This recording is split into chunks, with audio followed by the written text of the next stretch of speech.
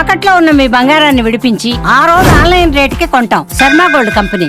నిన్నటి వరకు అతను జట్టుకు భారం అన్నారు, అవకాశాలు ఇస్తే వేస్ట్ అన్నారు, దారుణంగా ట్రోల్ చేశారు, హేళన చేశారు, అసలు అతన్ని పూర్తిగా మర్చిపోయారు. కానీ కాలం ఎప్పుడూ ఒకేలా ఉండదు కదా. నిన్నటి దాకా ఎవరైతే అతన్ని జీరో అన్నారో ఈ రోజు వాళ్ళే అతన్ని టీమిండియా హీరో అంటున్నారు. అతనే భారత క్రికెట్ సరికొత్త ఫినిషర్ సంజు శాంసన్. ఈరోజు భారత క్రికెట్ ప్రపంచం మొత్తం ఒకే ఒక్క పేరు జపిస్తోంది, అదే సంజు.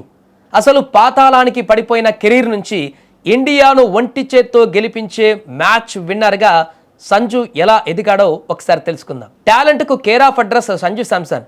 కానీ ఒక దశలో అతని కెరీర్లో ఎన్నో చీకటి రోజులు చూశాడు.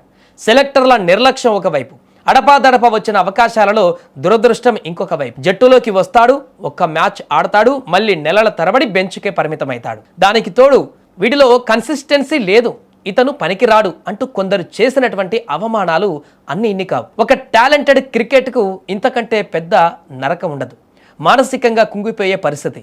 కానీ సంజు ఏనాడు కూడా మైక్ పట్టుకొని విమర్శలకు బదులివ్వలేదు. తన సమాధానం మైదానంలోనే బ్యాట్తోనే చెప్పాలనుకున్నాడు. తన ఆటను నమ్ముకున్నాడు, కసితో రగిలిపోయాడు.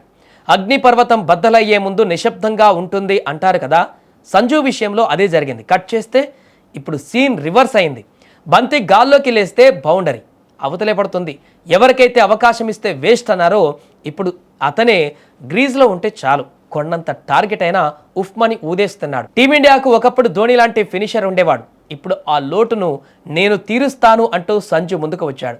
ప్రెజర్ సిచ్యువేషన్లో గ్రీజ్లోకి రావడం, బౌలర్లను ఊచకోత కోయడం, దర్జాగా సిక్సర్లతో మ్యాచ్ ఫినిష్ చేయడం ఇప్పుడు సంజుకి వెన్నతో పెట్టిన విద్యగా మారింది. జీరో నుంచి మ్యాచ్లు గెలిపించే అసలైనటువంటి హీరోగా అవతరించాడు. నిజం చెప్పాలంటే సంజు లేకుంటే ఇప్పుడు భారత్ వరల్డ్ కప్లో ఫైనల్కి చేరేదే కాదు. సూపర్ 8లో నాకౌట్ మ్యాచ్, కీలకమైనటువంటి మ్యాచ్లో, సెమీఫైనల్ మ్యాచ్లో కూడా ఆడినటువంటి ఆట హైలైట్గా నిలుస్తోంది. నిజంగా సంజు శాంసన్ జర్నీ ప్రతి ఒక్కరికి ఒక పెద్ద ఇన్స్పిరేషన్ కూడా. ఎన్నిసార్లు కింద పడ్డామన్నది కాదు, పడ్డ ప్రతిసారి ఎంత బలంగా పైకి లేచామన్నదే ముఖ్యమని సంజు తన ఆటతో నిరూపించాడు. వాటే కమ్బ్యాక్ బాస్ అంటూ హ్యాట్స్ ఆఫ్ అంటూ ఇప్పుడు సంజు శాంసన్కి ప్రశంసలు దక్కుతున్నాయి.